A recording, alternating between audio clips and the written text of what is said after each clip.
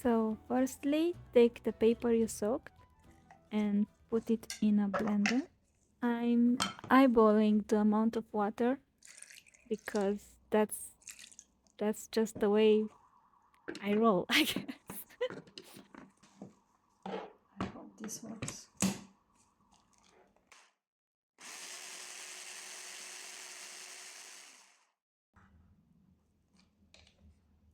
I think it's good enough. I'm not sure. Is it good enough? Or I'm gonna pour this here. Just hope for the best, you know? Since the compostable paper did not blend, I had only a little amount of regular paper prepared. This amount was enough for 6 sheets of A5 paper before the mixture turned too watery, so the paper turned out too thin.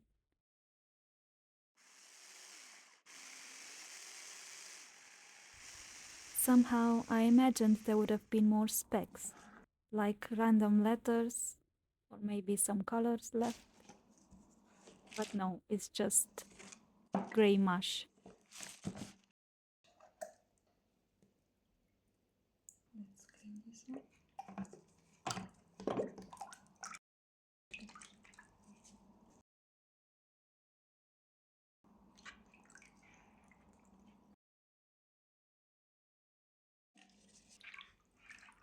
At this point, I thought that maybe the mixture is too watery, but surprisingly, the paper turned out quite thick.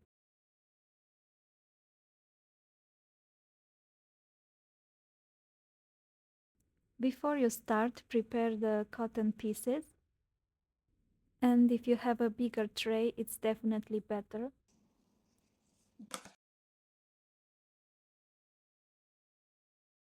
Really bad idea, really bad thinking.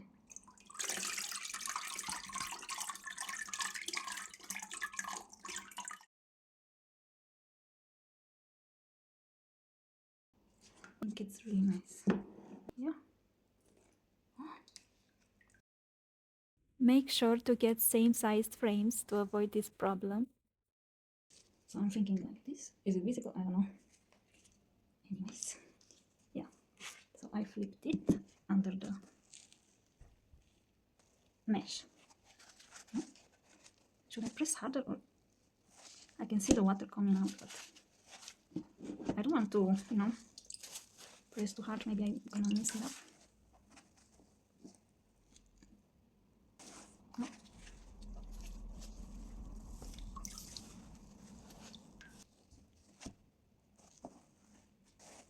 Am I doing too much?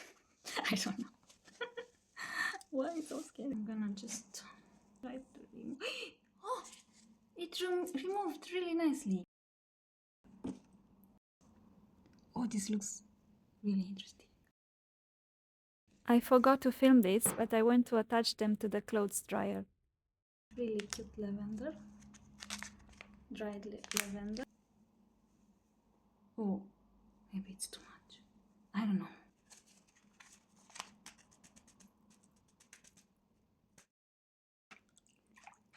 I removed my gloves because it's really difficult to do. So it looks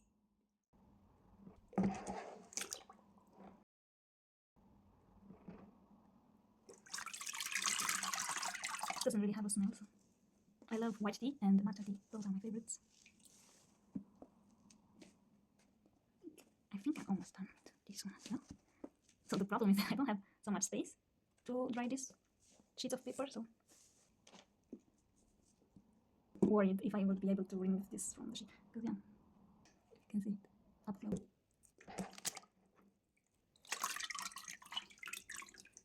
This one.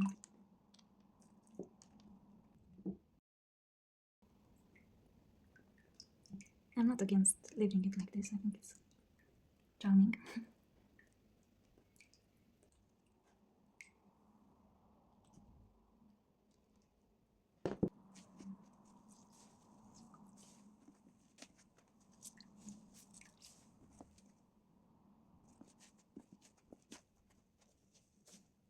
This looks like it will be a bit bumpy, I think.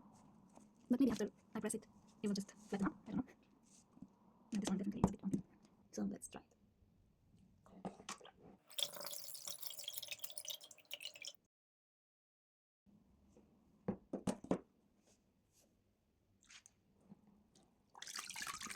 I know it looks like I'm squeezing the life out of that paper, but this way it dried up really fast.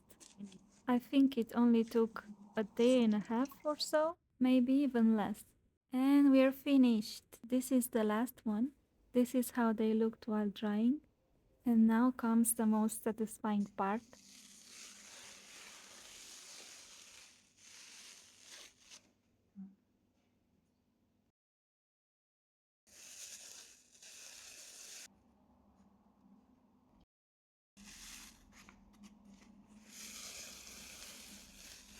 I think the most difficult part for me was creating the mold and deco because I didn't have a hammer and I hurt my fingers. If I'll ever do this again, I want to try to experiment with different colors, maybe food coloring and different textures. This should be enough, I think.